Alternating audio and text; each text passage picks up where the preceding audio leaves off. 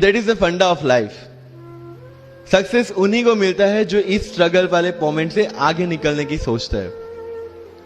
जब भी आपको लगे कि आपके सिर पे बहुत मुसीबत है, जब भी आपको लगे कि आप हर तरह से गिर चुके हैं, जब भी आपको लगे कि आपके पास कोई ऑप्शन नहीं है, तब एक चीज आप अपने दिमाग में लाइएगा कि यही मोमेंट है जहां से आपकी तकदीर बदलने वाली है।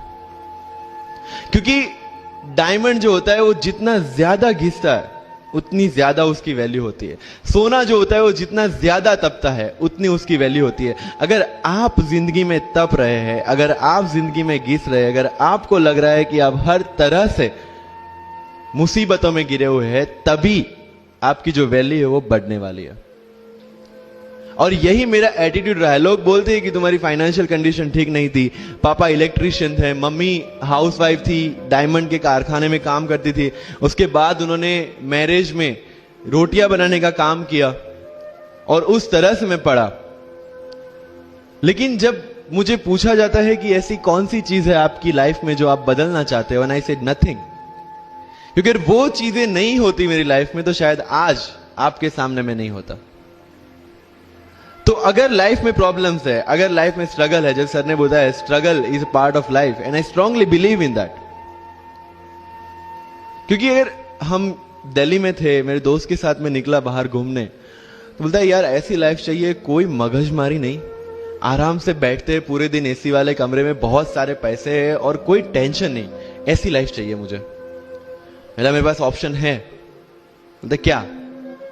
बोला देख सामने एटीएम का रूम दिख रहा है, एसी वाला कमरा है, बहुत सारे पैसे, कोई मगजमारी नहीं, जॉब ले ले।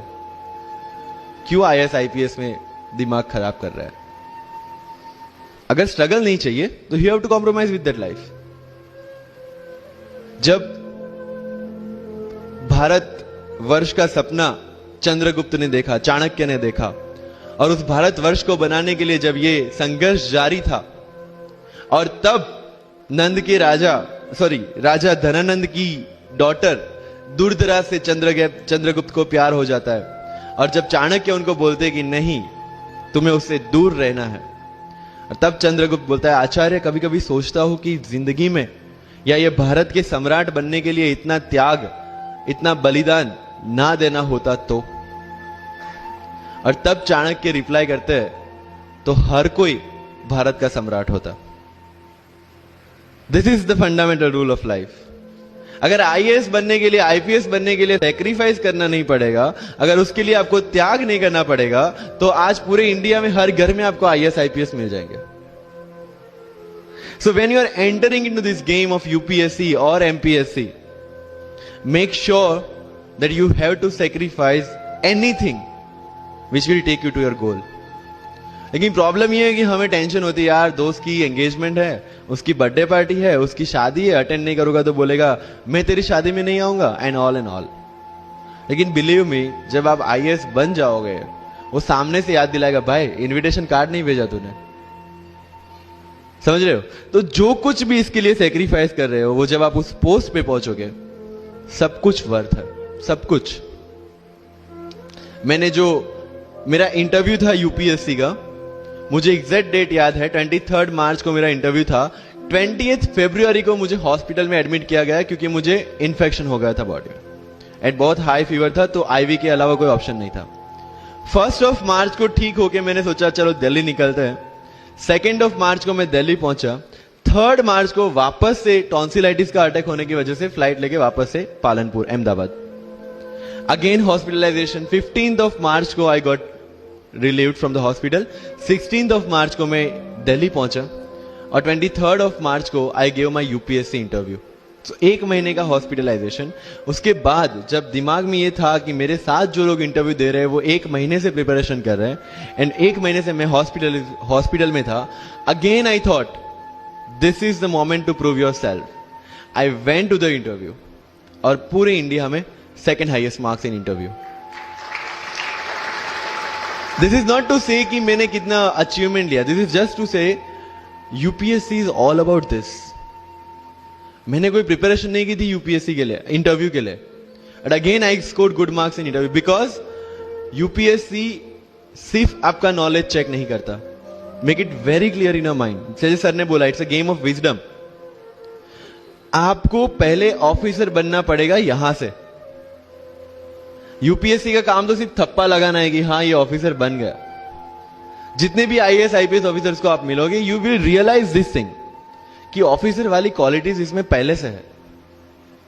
आप जब प्रिपरेशन स्टार्ट करते हैं तभी से समझ लीजिए कि आपकी आईएएस और आईपीएस की ट्रेनिंग भी स्टार्ट हो गई। बिकॉज जो क्वालिटीज आपको चाहिए as an officer, as a IAS, as an IPS, क्या क्वालिटीज चाहिए? फर्स्ट ऑफ ऑल कॉन्फिडेंस, कि जब आप उस सीट पे बैठते हैं, आपके सामने कोई भी क्वेश्चन आएगा, you will be able to handle the issue. ये कॉन्फिडेंस लेके आपको उस सीट पे बैठना है। यही कॉन्फिडेंस चाहिए when you start the preparation. Decision making, अगर हर एक टॉपिक पे आप हर एक कोई को पूछने जाते हैं, भाई इसमें कौन सी बुक पढ़ूं, इसमें क्या पढ़ूं, इसमें क्या करूं, then you are not suitable for this exam. लोग बोलते हैं कि एक साल में प्रिपरेशन, जैसे मैंने जून 2016 में मैं दिल्ली गया और जून 2017 में मैं अपियर हुआ and I clear UPSC and GPSC. People से कि सर एक साल की मेहनत में आपने एग्जाम क्लियर कर दिया। यस, टेबल और चेयर पे बैठ के करने वाली मेहनत एक साल की थी, लेकिन उसके पीछे की मेंटल प्रिपरेशन कितनी पुरानी थी।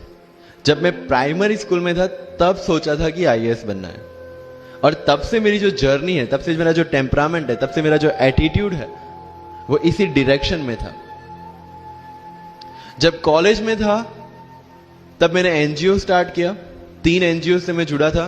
जब लोग सोशल मीडिया, व्हाट्सएप और फेसबुक पे बिजी थे, मैं वहां स्लम में जाके बच्चों को पढ़ा रहा था। क्यों? क्योंकि मुझे पता था कि फ्यूचर में यही काम करना है, क्यों ना अभी से उसकी ट्रेनिंग ले लो। So I have invested my each and every moment for this गोल।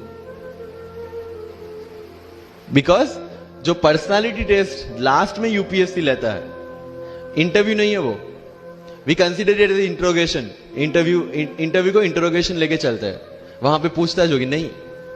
अगर यूपीएससी के इंटरव्यू में 10 में से 9 क्वेश्चन के आंसर भी आप सॉरी सर और sorry ma'am, I don't know कह के देते हैं, उसका कोई इंपैक्ट नहीं पड़ता। इंपैक्ट पड़ता है वो 9 क्वेश्चन न आने का प्रेशर आप कैसे हैंडल करते हैं। आपके पसीने छूट जाते हैं या आप वही टेम्परामेंट के साथ इंटरव्यू कंटिन्यू करते हैं। मार्क्स उस चीज के, मार्क्स है आपकी सोच के। एक ऑफिसर के तौर पे जब आपको आईएएस या आईपीएस की सीट पे बिठाया जाएगा, how will you treat the citizens of this nation? What will be your attitude to each and every person who is going to come and meet you? These things are being tested during UPSC interview.